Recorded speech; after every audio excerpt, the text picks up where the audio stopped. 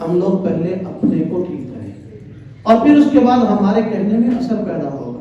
جب ہر آدمی اپنے آپ کو ٹھیک کرے گا، معاشرے میں ایک بہترین معاشرہ پیدا ہوگا۔ اس کا سب سے بہترین طریقہ یہ ہے، ہر آدمی روزانہ 4-5 منٹ کے لیے تو اپنا احتساب کر لے، سوچے کہ مجھے اپنے عقائد میں کس قدر پختگی ہے۔ ہم نے کبھی عقائد سیکھنے کی کوشش ہی نہیں کی، اپنے علماء سے رابطے میں رہیں، اپنے عقائد کو ٹھیک کریں۔